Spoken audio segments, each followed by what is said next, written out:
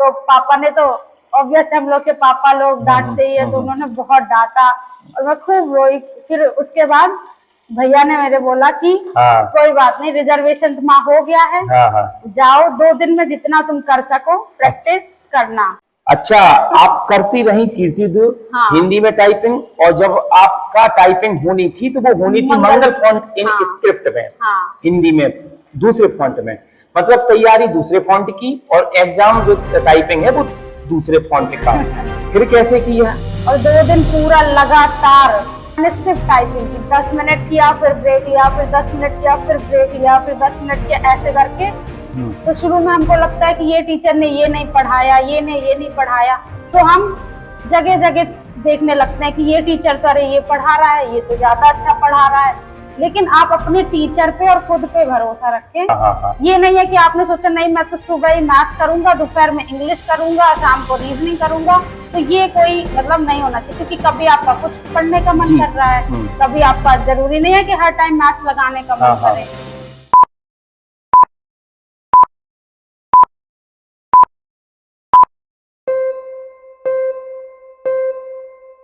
जो तपते हैं घिसते हैं सत्यवीर कहलाते हैं, सौभाग्य न सब दिन सोता है, देखे आगे क्या क्या होता है। स्वागत है हमारा बियॉन्ड बाउंड्रीज, सीमाओं से परे प्रोग्राम में। आज हमारे सामने एक गेस्ट है, साक्षी मिली है हमारी जनता से, ठीक।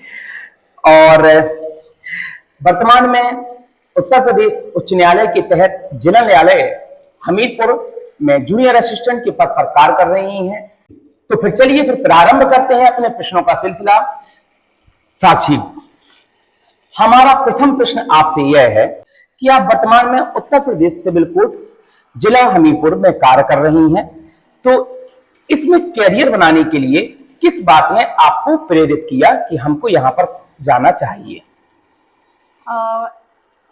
जब मैंने अपनी तैयारी शुरू की, बिल्कुल शुरुआत से बताइएगा कि आपने तैयारी कहाँ से शुरुआत की, या फिर हाई स्कूल इंटर कहाँ से हुआ, इस हिसाब से, जिससे क्या है हमारे सुनने वाले छात्रों को प्रेरणा मिलती है कि हमारे ही बीच का एक बच्चा हमारे शहर से होते हुए, गांव से होते हुए यहाँ तक पहुंचा है, तो हम भी पहुंच सकते हैं। कोई अलग से शिक्षा हासिल नहीं की कि जो हम नहीं कर पाएंगे। चलिए, तो मैंने अपना हाई स्कूल इंटर तो इधर जवाहर नवोदय विद्यालय से किया, वहाँ पे मेरा एडमिशन हुआ, तो फिर तैयारी की। फिर उसके बाद ग्रेजुएशन के लिए जब 12th हो गया, तो फिर ग्रेजुएशन के लिए हुआ कि क्या करना है, क्योंकि हम लोग के सबके उसमें ये आता है 12th के बाद क्या करना है, क्या नहीं करना है, ये प्रॉब्लम सबको होती है। तो मुझे भी हुई, तो पहले हुआ कि इंजीनियरिंग करूंगी। अच्छा। और उसमें मेरा हो भी गया, तो बट उसमें क्योंकि नॉलेज नहीं थी, तो सिविल मिला मुझे। तो उसमें फिर भैया लोगों ने बोला कि लड़कियों के लिए सिविल अच्छा नहीं है, बहुत हेक्टिक हो जाता है। तो फिर वो कैंसिल हो गया कि नहीं वो नहीं लेंगे। तो फिर क्योंकि 12th में अच्छे मार्क्स थे, तो फिर दिल्ली यूनिवर्सिटी में मुझे एडमिशन मिल गया। तो फिर मैंने वहां से बीएससी केमिस्ट्री ऑनर्स किया। फिर जब मैं वहां पे थी, तो फिर वहां पे मुझे मतलब नॉलेज हुआ कि एसएससी की तैयारी आप कर सकते हैं या यूपीएससी, ये सारी चीजों की जानकारी मिली। तो फिर वहीं से ग्रेजुएशन के बाद मैंने ये सोचा कि मैं गवर्नमेंट जॉब की तैयारी करूंगी। अच्छा। तो फिर मैंने वहाँ पे कोचिंग ली, बट उसके बाद क्या हुआ कि कोरोना आ गया। अच्छा। तो फिर ये हुआ कि घर आना हो गया कोरोना के बाद, तो वो बीच में थोड़ा डिस्टरबेंस हो गया। तो फिर उसके बाद लेकिन कोरोना में क्या हुआ कि ऑनलाइन कोचिंग ये एक बहुत अच्छी चीज नहीं, ये बात तो है। हाँ। तो फिर जब मैं घर आई, तो जिन टीचरों से मैं वहाँ ऑफलाइन पढ़ती थी, मतलब क्लासेस ली थी, क्योंकि वो क्लासेस पूरी नहीं हो पाई थी, तो फिर ऑनलाइन क्लासेस मैंने घर पे ही लेनी स्टार्ट कर दी। अच्छा। तो मैं एक्चुअली तैयारी तो एसएससी की कर रही थी। फिर उसके बाद ये हुआ कि आप कुछ तो आपको करना है, एसएससी के भी फॉर्म भर रहे थे, बट उसमें शुरुआत में सफलता नहीं मिली। तो इसके सिविल कोर्ट के फॉर्म आए जूनियर असिस्टेंट के, तो मेरे साथ ये था कि आप अपना कुछ भी करें, क्योंकि आप तैयारी तो जारी रहेगी, लेकिन एक पोस्ट मिल जाए ताकि आप अपना सेटल हो जाएं, घर वालों को भी लगे कि हाँ आप कर रहे हैं, ठीक ठाक है। तो मैंने इसका भी फॉर्म फिल कर दिया। तो जो मेरी तैयारी थी एसएससी की, मैं उसमें क्योंकि सिलेबस वही है, रीजनिंग, मैथ्स, इंग्लिश, जीएस, बस इसमें हिंदी एक्स्ट्रा आती है। अच्छा। तो हिंदी की मैंने जो YouTube पे बहुत सारी वीडियोस रहती हैं टीचर्स की, तो उससे मैंने अपना जैसे पूरा सिलेबस, पूरा वीडियोस एक प्लेलिस्ट पड़ी रहती है, तो मैंने उसकी हेल्प ली। तो उससे मैंने पूरी अपनी हिंदी की तैयारी खत्म कर ली। जी जी जी। तो इस तरीके से मैंने ये फॉर्म डाला और यहाँ तक पहुंचा। बहुत अच्छे। तो अब हमारा अगला प्रश्न ये है कि क्या आप इस भर्ती के लिए अपनी तैयारी की यात्रा के बारे में हमें बता सकते हैं, और किस प्रकार रणनीतियां बनाई, और क्या क्या वो संसाधन थे, किताबें, कहाँ से आपने स्रोत कवर किया कि आपने इसमें सफलता हासिल की? जी। तो जैसे कि मैंने आपको बताया कि मैंने फिर ऑनलाइन क्लासेस ली थी जी। तो ऑनलाइन क्लासेस में मैथ्स मैंने राकेश यादव सर से पढ़ी थी। अच्छा। वो वहाँ पे, क्योंकि वो दिल्ली में पढ़ाते थे, तो फिर ऑनलाइन ही उनका शुरू हुआ, तो मैंने उसी से जी, और उन्हीं की बुक्स मैंने, मतलब क्या है कि जब आप तैयारी कर रहे हो तो आप एक ही सोर्स पे स्टिक रहिए, सबसे इम्पोर्टेंट चीज ये है। अच्छा। बच्चे क्या होते हैं, मेरे साथ भी हुआ है कि ये सोर्स लिया, इधर भी देखा, इधर भी देखा। सोर्स का मतलब जैसे मान लीजिए मैथ है, तो मैथ केवल एक ही टीचर से आप पढ़िए।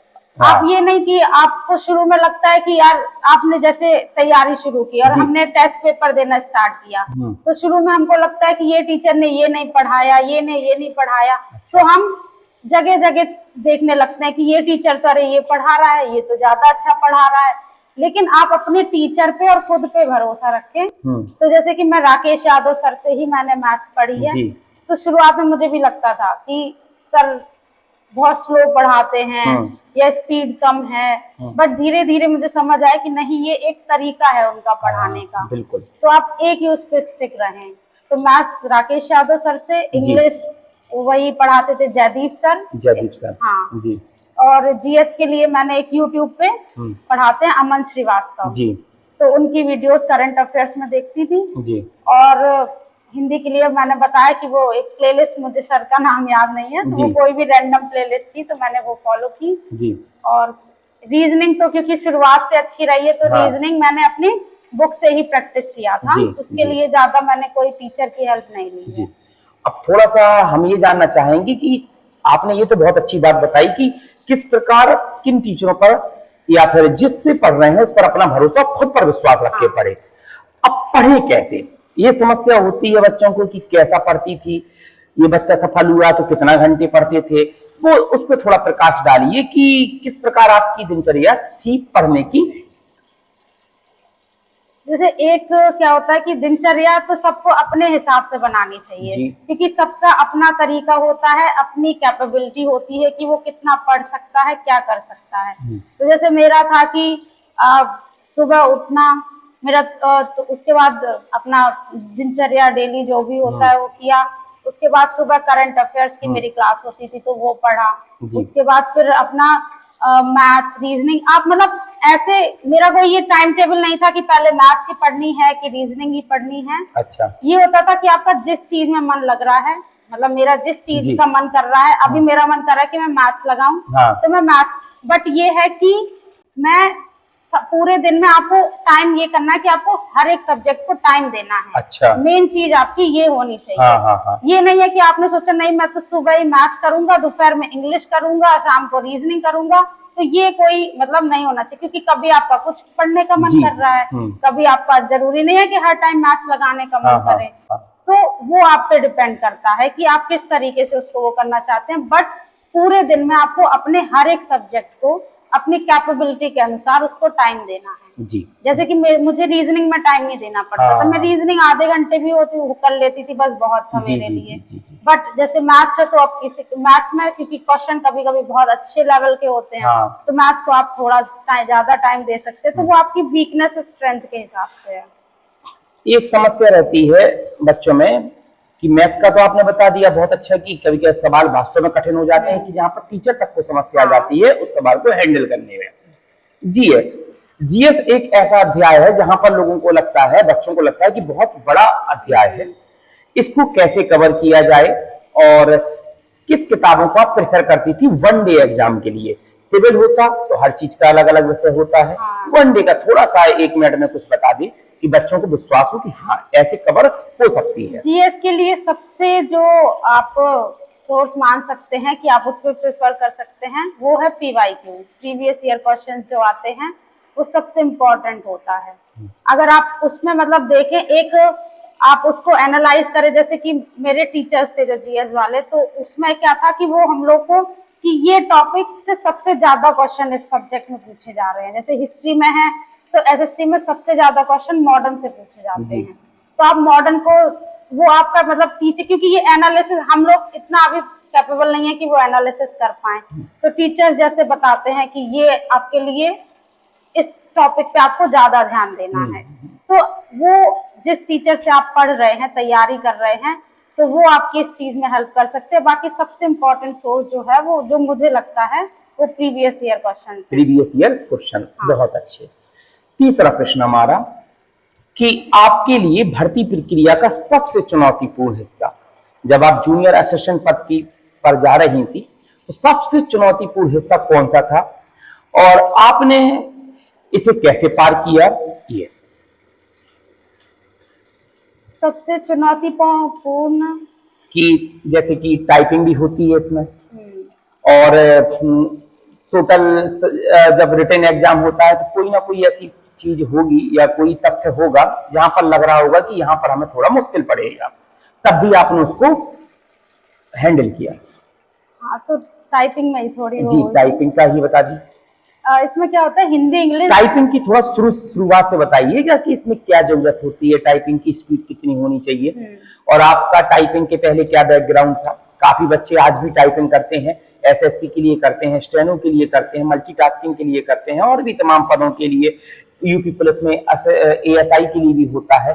बड़ा माथापच्ची होती है, किसी को लगता है 1 महीने लग जाएंगे, कोई कहता 5 महीने लग जाएंगे। इसके थोड़ा टाइपिंग की शुरुआत से बताइए, क्या चाहे, कितना मांगती है इसमें और कैसे कवर किया? इसमें जो टाइपिंग की स्पीड है वो इंग्लिश की 30 वर्ड्स पर मिनट है और हिंदी की 25 वर्ड्स पर मिनट है। तो अब इंग्लिश में तो क्या है कि एक ही टाइप की टाइपिंग होती है। अच्छा। बट हिंदी में क्या है, टाइपिंग के अलग अलग होते हैं। जैसे एक कृतिदेव होता है और एक मंगल फॉन्ट होता है, अलग अलग फॉन्ट होते हैं। तो अब वो मेरे साथ जो चुनौती हुई थी वो ये हुई थी कि जब मैंने इसका नोटिफिकेशन पढ़ा, तो क्योंकि नोटिफिकेशन जानते हैं इतना बड़ा होता है, तो हम लोग आधी चीजें ऊपर से देख के इग्नोर कर देते हैं। तो मैंने भी यही किया, और जब मैं टाइपिंग के लिए इधर ब्राइट कंप्यूटर में मैंने टाइपिंग के लिए क्लासेस ली, जब इसका एग्जाम हुआ तो उन्होंने बोला कि इलाहाबाद हाई कोर्ट में कृतिदेव आती है। तो मैंने कहा ठीक है, कृतिदेव सिखा दीजिए। अब कृतिदेव, क्योंकि कृतिदेव ज्यादा टफ है, कृतिदेव में आपको कोड भी याद रखने पड़ते हैं, थोड़ा टफ पड़ती है। मैं आपको बता दूं, जो कृतिदेव होता है वो हिंदी की टाइपिंग के लिए होता है। इस समय जो हम चर्चा कर रहे हैं वो हिंदी की टाइपिंग की कृतिदेव फॉन्ट की चर्चा कर रहे हैं। चलिए। और जो मंगल फॉन्ट होता है हिंदी का, वो आसान होता है। तो अब मैं कृतिदेव सीख रही थी और इंग्लिश की टाइपिंग सीख रही थी। उससे पहले टाइपिंग हिंदी की तो बिल्कुल ही नहीं सीखी थी, इंग्लिश की वही कि घर पे थोड़ा बहुत कंप्यूटर चलाते तो जो ऐसे ऐसे टाइप कर लिया, उतना ही था। अच्छा। बाकी मुझे टाइपिंग नहीं आती थी इंग्लिश की भी। तो जब मेरा एडमिट कार्ड आया टाइपिंग का, तो 3 दिन पहले अब एडमिट कार्ड आते हैं, क्योंकि पहले तो पहले आ जाते थे, बट अब 3 दिन पहले आते हैं। जब आप ब्राइट कंप्यूटर में टाइपिंग कर रही थी तो वहां पर कितना समय लगा सीखने में, और सीखने की प्रोसेस थोड़ा बताइए, कैसे जाती थी, कैसे करती थी? मैं 1 घंटे के लिए वहां टाइपिंग के लिए जाती थी, और मुझे इंग्लिश की स्पीड आने में लगभग 1 महीने लगा था। 1 घंटा इंग्लिश प्रतिदिन करती थी टाइपिंग? आधे घंटे इंग्लिश करती थी, आधे घंटे हिंदी को देती थी। अच्छा। उसे 1 घंटे के टाइम में 1 घंटा में आपने, मतलब 1 महीने में आपने इंग्लिश की स्पीड, इंग्लिश की 30 कवर कर ली थी। घर पर प्रैक्टिस करती थी? हाँ, घर पे आके मैं आधे घंटे इंग्लिश की, और आप जैसे पूरा दिन में लगभग 1 घंटे इंग्लिश की, आधे घंटे कोचिंग में और आधे घंटे अपने घर पे जी। और ऐसे ही हिंदी की। हिंदी कितना समय लगा? हिंदी के लगभग मुझे 2 महीने 2.5 महीने लग गए थे, क्योंकि कृतिदेव थोड़ा टफ होता है, तो उसमें कोड वगैरह और हाथ सेट होने में थोड़ा टाइम लगता है। जी, फिर आगे बताइए। जब टाइपिंग का वो आया, तो उसमें फिर पढ़ा कि मंगल फॉन्ट में टाइपिंग होनी है। अच्छा, आप करती रही कृतिदेव हिंदी में टाइपिंग, और जब आपका टाइपिंग होनी थी तो वो होनी थी मंगल फॉन्ट इन स्क्रिप्ट में, हिंदी में दूसरे फॉन्ट में। मतलब तैयारी दूसरे फॉन्ट की और एग्जाम जो टाइपिंग है वो दूसरे फॉन्ट का। फिर कैसे किया? फिर मैं उस टाइम पे जब मेरा एडमिट दिन कार्ड कितना आया, बचे हुए थे?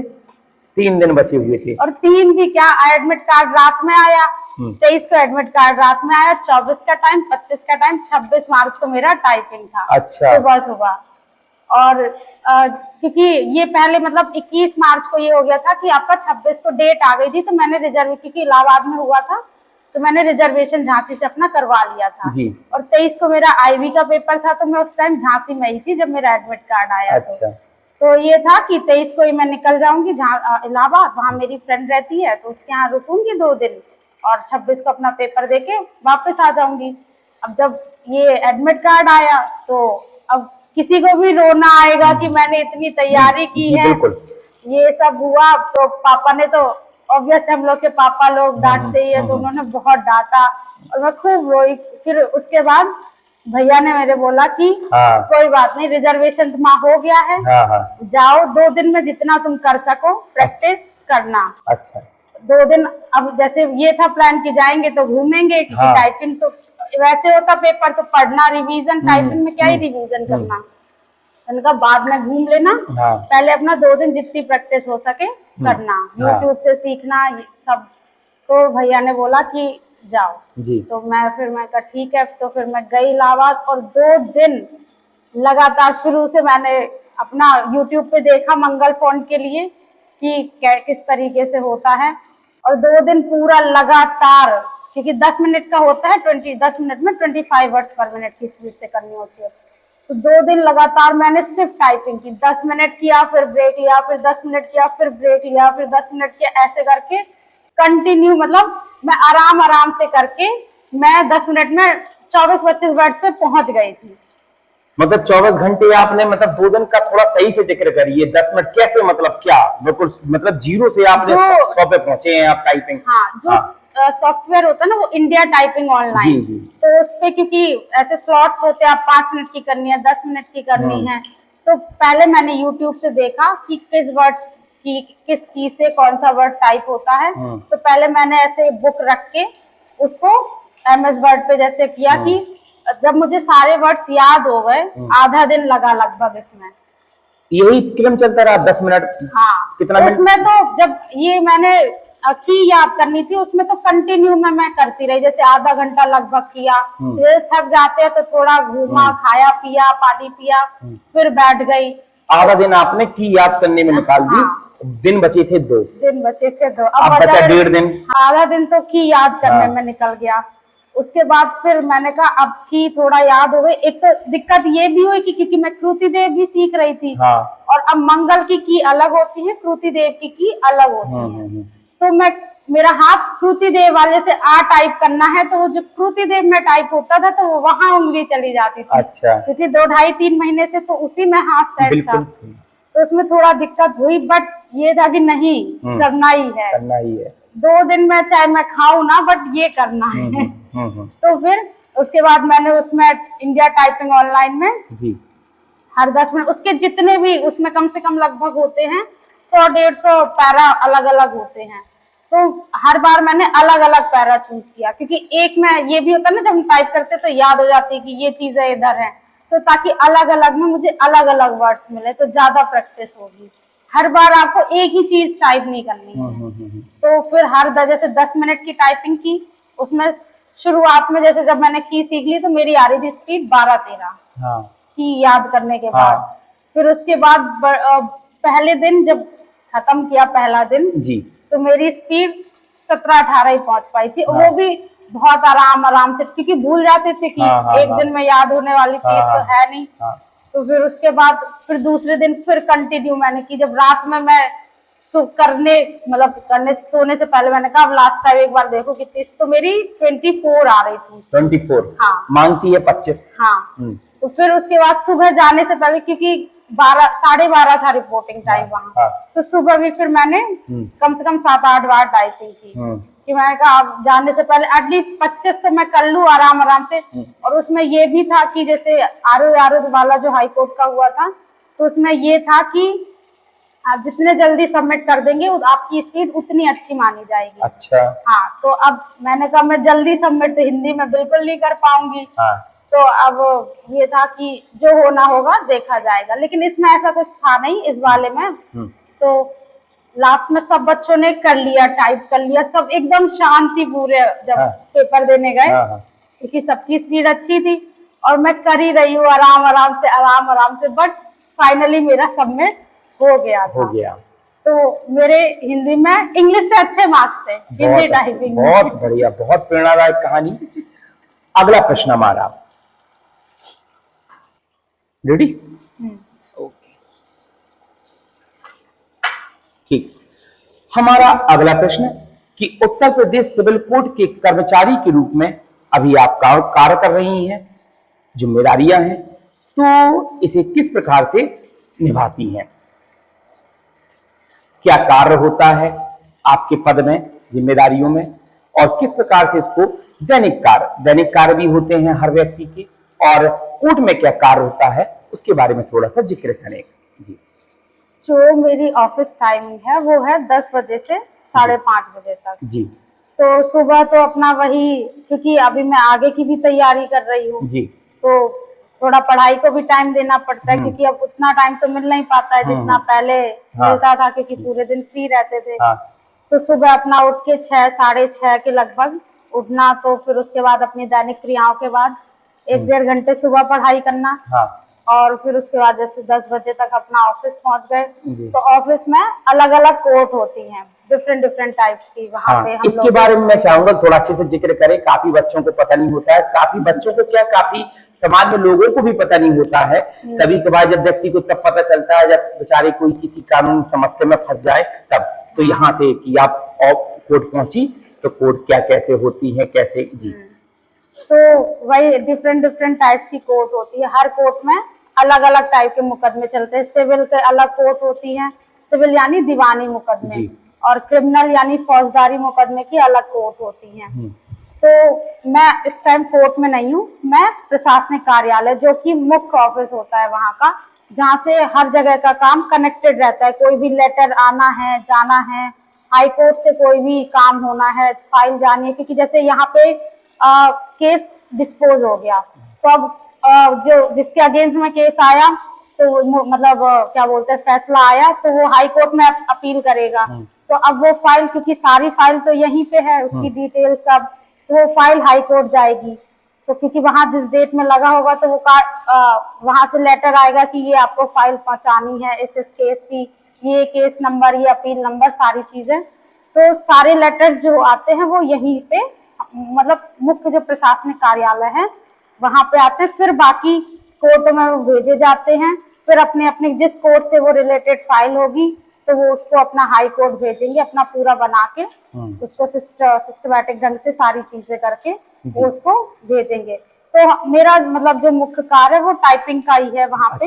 हाँ, तो जो भी लेटर वगैरह आ रहे हैं, हमको कहीं कुछ भेजना है, कोई सूचना भेजनी है, तो लेटर वगैरह बनाना और ये सारी प्रक्रियाएं देखना जी। तो कभी कभी ये होता है कि एक्स्ट्रा काम भी करना पड़ता है।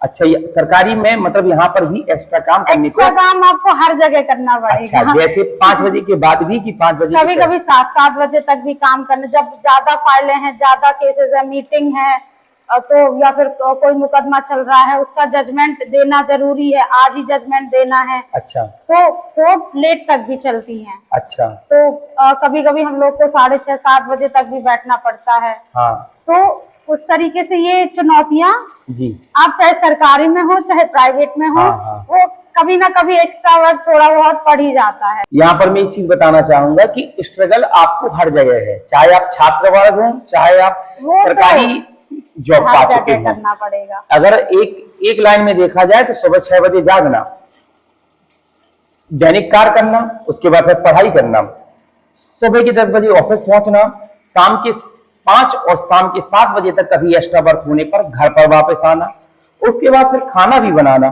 खाना बनाने के बाद फिर पढ़ना रात के 11 बजे तक, उसके बाद फिर सोना, सुबह 6 बजे जाकर फिर वही क्रिया। अब यही छात्रों को मुश्किल पड़ जाता है। कोई छात्रों से कह दे कि सुबह 6 बजे जागना है और रात के 12 बजे तक पढ़ना है, तो उनको लगता है हम लोग, हमारे जीवन में ये संकट कब कटेगा। अब आप जॉब कर रही हैं तब भी ये संकट मर रहा है। ये संकट नहीं है, ये स्ट्रगल है, और ये व्यक्ति जितना करेगा उतना ही निखार होके आएगा। बहुत अच्छा।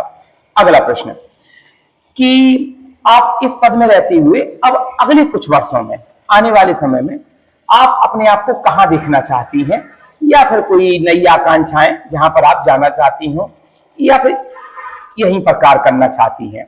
नहीं, यहाँ पर तो नहीं कार्य करना चाहते। खैर सपना तो है आईएएस बनने का जी। और उसके लिए अभी धीरे धीरे, क्योंकि मैंने पहले तैयारी की तो कुछ मतलब ऑब्स्टेकल्स थे, तो जिनको लगा कि नहीं आप एकदम से ऊपर नहीं जा पाएंगे, क्योंकि क्या होता है कि एक मिडिल क्लास फैमिली में बहुत सारी प्रॉब्लम्स होती जी। है। और जब मैंने तैयारी शुरू की तो जैसे यूपीएससी की तैयारी क्या है कि कुछ लोग कहते हैं सेल्फ स्टडी से हो जाएगा, तो मैंने करके देखा, मतलब मैं अपना बता रही हूँ, बाकियों का मुझे नहीं पता, कि मेरे उसमें सेल्फ स्टडी से मेरे से नहीं हो पाएगा। तो ये था कि पहले थोड़ा सेटल हो जाएं ताकि अपना खुद से कोचिंग वगैरह ले सके, टाइम दे सके उसके लिए। तो अभी तो फिलहाल तो मैं सीजीएल में कोई हाई पोस्ट लेने के लिए तैयारी कर रही हूँ जी। उसके बाद मेरा ये है कि मैं यूपीएससी की तैयारी भी करूंगी। जी, बहुत अच्छे, बहुत बढ़िया। अगला प्रश्न हमारा कि आमतौर पर तनाव भी आ जाते हैं, घर के, समाज के, और पथ पर रहते हुए उच्च दबाव भी आ जाते हैं, प्रेशर होता है। बहुत। इसको कैसे संभालती हैं? घर का आने वाले तनाव, माता पिताओं को अपेक्षाएं बहुत होती हैं, और कभी और भी समस्याएं आ जाती हैं, शादी से लेके तमाम चीजें होती हैं, घर में मान लीजिए आर्थिक स्थिति कमजोर है तो और भी सब चीज होती हैं। ठीक है, सामाजिक तनाव और उच्च दबाव पद पे रहते हुए, या कोई भी दबाव, इसको मतलब कैसे आप हैंडल करती हैं? काफी लोग नेगेटिव हो जाते हैं, डिप्रेशन में चले जाते हैं, परेशानी में हो जाते हैं, उनको लगता है हमसे बड़ी समस्या किसी को नहीं आ पाती है। इस पे थोड़ा चर्चा करें। तो जैसे कि जब शुरुआत में मैंने ज्वाइनिंग की थी जी। तो मुझे भी बहुत प्रेशर, मतलब क्योंकि कभी इतना काम तो किया नहीं था कि खुद से ही वहां पे, जैसे घर पे रहते थे तो सारा काम मम्मी हाँ, करती थी, घर का कभी घर का उतना वो नहीं हुआ, जी। सिर्फ पढ़ाई करनी थी। अब वहां पे घर का भी काम करना, उसके बाद पढ़ाई भी करनी, ऑफिस का अलग से प्रेशर। हाँ। तो शुरुआत में दिक्कत हुई, मेरा भी मन किया कि मुझे नहीं करनी है, जॉब अच्छा। छोड़ दूंगी मैं ये। हाँ। ऐसे मतलब 2-3 महीने तक तो काफी दिक्कतें हुई, बट उसके बाद धीरे धीरे ये हुआ कि जब ये प्रेशर मैं हैंडल नहीं कर पा रही हूँ, तो अगर मैं कल के दिन आईएएस ऑफिसर बनी, किसी एक पूरे जिले की जिम्मेदारी मुझ पे होगी, मतलब उसमें सबसे बड़ी चीज क्या है, आप अपने आप से सोचिए कि आप आगे फ्यूचर में क्या करना चाहते हैं। जब आप अभी ये नहीं कर पा रहे हैं तो फ्यूचर में जो आपने सोचा है वो कैसे कर पाएंगे। तो मेरे दिमाग में फिर यही आता, अगर मैं जो सोच रही हूँ वो करना है, जब मैं इतनी छोटी जिम्मेदारी नहीं निभा पा रही हूँ तो इतनी बड़ी जिम्मेदारी, एक जिले का मुझ पे पूरा कार्यभार होगा, अगर मैं बन गई आईएएस ऑफिसर तो मैं उसको कैसे निभा पाऊंगी। तो फिर जो काम को मैं नेगेटिवली लेती थी कि इतना वर्क पड़ता है, अधिकारी ऐसा बोल देते हैं, ये कर देते हैं वहां, क्योंकि जब आप रहेंगे तो सीनियर्स आपको कुछ ना कुछ बोलते रहेंगे, आपको जब आप किसी सीनियर के अंडर में वर्क कर रहे हैं तो उनकी बातें भी सुननी पड़ेंगी, आपको कुछ काम नहीं आ रहा है तो वो आपको बोलेंगे। तो फिर उस चीज को मैंने पॉजिटिवली लेना शुरू कर दिया कि मुझे अपने आगे की, ये मेरा क्या है, ये इस तरीके से समझो कि ये मेरी ट्रेनिंग हो रही है। तो आप फिर उस चीज को, अब मुझे उस चीज में कोई दिक्कत नहीं होती है। अब मुझे लगता है कुछ भी नेगेटिव चीज आती है ना, तो मुझे लगता है ये उसको पॉजिटिव वे में लीजिए कि ये शायद फ्यूचर के लिए मुझे तैयार कर रही है मेरे। अगर ये आज नहीं होता तो कल के दिन क्या पता इससे बड़ी प्रॉब्लम होगी, तो मैं उसको हैंडल नहीं कर पाऊंगी। तो उस चीज को पॉजिटिवली लेना शुरू किया, तो फिर उसके बाद मेरी दिक्कतें अब बहुत अच्छी, कोई वो नहीं होता है। अंतिम प्रश्न और सबसे महत्वपूर्ण प्रश्न, आप अपने पूरे जीवन का अभी तक का कोई ऐसा उदाहरण हमारे साथ साझा करना चाहेंगी जहां पर आपको बहुत बड़ी समस्या का सामना करना पड़ा हो और आपने उसे बड़ी सफलतापूर्वक पार कर लिया हो, कोई ऐसी बात? ये स्ट्रगल्स तो शुरुआत से ही हम लोग की लाइफ में रहते हैं, कुछ ना कुछ स्ट्रगल चलते ही रहते, कोई ना कोई चुनौती आती ही रहती है। तो मेरी लाइफ में भी बहुत सी स्ट्रगल्स, बहुत सी चुनौतियां रही हैं, पर मेरी जो चुनौती यही रही है एक, कि जब मैं दिल्ली में ग्रेजुएशन कर रही थी तो उसके बाद ये हुआ कि तैयारी करनी है, फिर कोरोना आ गया तो घर पे आ गई। तो उस टाइम पे घर में तो वैसे भी समस्याएं सबके घरों में हुई थी, तो उस टाइम पे मेरा ये था कि नहीं मुझे यूपीएससी की तैयारी करनी है। तो घर वालों ने बोला कि नहीं अभी नहीं करवा सकते, तो पहले यही कर लो, बट एक होता है ना कि नहीं करना है तो करना है। नहीं, बिल्कुल। तो मैंने कहा मैं सेल्फ स्टडी से कर लूंगी। तो जब मैंने शुरू किया कि सेल्फ स्टडी से करना, तो क्योंकि यूपीएससी एक इतना बड़ा प्लेटफॉर्म है कि उसमें आपको सही गाइडेंस हर चीज की बहुत ज्यादा जरूरत होती है। तो 2 साल मैंने उसमें अपने दिए यूपीएससी के लिए जी। पर फिर समझ आया कि नहीं इसमें थोड़ा सा चुनौतियां ज्यादा आ रही हैं जिसको मैं विदाउट फैमिली सपोर्ट नहीं कर सकती, और फैमिली का इस चीज के लिए सपोर्ट नहीं था जी। कि अभी आप यूपीएससी की तैयारी करो। जी, मैं यहाँ पर एक जिक्र करना चाहूंगा कि कभी कभार फैमिली अपनी आर्थिक परिस्थिति या कोई ऐसी चीज होती है जिसकी वजह से हर माता पिता चाहते हैं कि मेरा बच्चा खूब विकास करे, लेकिन बच्चा भी उस चीज को समझता है कि माता पिता क्यों हमारा सपोर्ट नहीं कर पा रहे हैं। तो बच्चे को थोड़ा सा बैकफुट में जाते हुए जो माता पिता कह रहे हैं उसको कर लेना चाहिए। हाँ। और उसके बाद अपने सपनों को 1 साल या 2 साल बाद पूरा कर ले, वो ज्यादा अच्छा है। हाँ, क्योंकि उससे फिर घर पे भी फिर उस चीज की वजह से तनाव रहता था। जी, जी, जी। क्योंकि अब घर पे समस्याएं थी ही जी। और कोरोना टाइम पे तो वैसे भी आर्थिक समस्याएं ज्यादा थी, तो घर पे रोज कुछ ना कुछ खाने बैठो तो सुनने को मिले। अब क्योंकि घर पे मैं ही बची हुई थी जी। बाकी सब भाई बहन तो सेटल ही थे, अपना अपना कर ही रहे थे। तो फिर मुझे ये हुआ कि नहीं पहले मैं कोई छोटी नौकरी मतलब यूपीएससी से नीचे लेवल पे थोड़ा अपने आप को सेटल कर लूं। हाँ। उसके बाद मैं अपनी तैयारी करूं। तो फिर उसके बाद जब ये हुआ बहुत हो गया कि नहीं करो, तुम पहले एसएससी की तैयारी करो या छोटी कोई नौकरी देख लो, उसके बाद अपने आईएएस के लिए देखना। तो फिर मैंने कहा ठीक है। तो ये चीज मुझे लगता है कि काफी उस चीज में मुझे दुख भी हुआ कि मुझे 2 साल की तैयारी अपनी छोड़नी पड़ी, क्योंकि अब वो 2 साल मेरे लिए नेग्लिजिबल हो गए। क्योंकि अब मैं जब यूपीएससी की तैयारी शुरू करूंगी वो मुझे 0 से स्टार्ट करनी पड़ेगी। हाँ, मुझे उसका ये आइडिया रहेगा कि मुझे क्या करना है, किस तरीके से करना है, बट जो पढ़ा है वो तो 0 हो गया। क्योंकि 2 साल हो चुके हैं मुझे उसको छोड़े हुए लगभग, तो वो पढ़ा नहीं है तो वो सब भूल चुके हैं। तो ये चीज थोड़ा लगती है, बट ये भी लगता है कि मेरे मम्मी पापा खुश हैं तो उनकी खुशी से ज्यादा क्या ही जरूरी है। जी जी जी, बहुत बहुत अच्छा, बहुत बढ़िया। और अंतिम एक राय है, सवाल नहीं है, कि हमारे बच्चों को कोई 1 लाइन या 2 लाइन ऐसी बताए जो उनको सफलता के पास पहुंचाएगी, और छात्रों में क्या चीज होनी चाहिए, बस 1-2 लाइन। सबसे इम्पोर्टेंट चीज है तैयारी के दौरान कि आप कंसिस्टेंट रहें। आप ये ना करें कि आपने 1 हफ्ते पढ़ लिया फिर 10 दिन नहीं पढ़ रहे हैं। तो सबसे इम्पोर्टेंट चीज जो मुझे लगती है वो है कि आपकी तैयारी के दौरान आप कंसिस्टेंट रहें और पॉजिटिव एटीट्यूड रखें। ये होता है, मेरे साथ भी होता है, अभी भी होता है जब तैयारी कर रही हूँ, क्योंकि मैं आगे की तैयारी कर रही हूँ, कि हर 10 दिन में लगेगा यार अब नहीं हो रहा है, लगेगा कि अब छोड़ देते हैं, बहुत है, ये कितना पढ़े, कहाँ तक पढ़े, ये सबके दिमाग में आता है। और इतना सिलेबस है, इतना कर रहे हैं, जब टेस्ट देते हैं तो कभी कभार नंबर कम आते हैं, तो लगता है बताओ इतना पढ़ रहे हैं तब भी कुछ नहीं हो रहा है। तो उस चीज में अपने आप को ये रखे कि हम सीख रहे हैं, अगर नंबर भी कम आ रहे हैं तो उस टेस्ट से हमने कुछ सीखा, कुछ नया सीखा है। तो ये एटीट्यूड रखेंगे तो वो उस नेगेटिव चीज को भी हम पॉजिटिव में लेंगे कि अगर नहीं आ रहा है तो हमने सीखा ही तो है उससे, तो वो चीज रखें। बहुत अच्छे।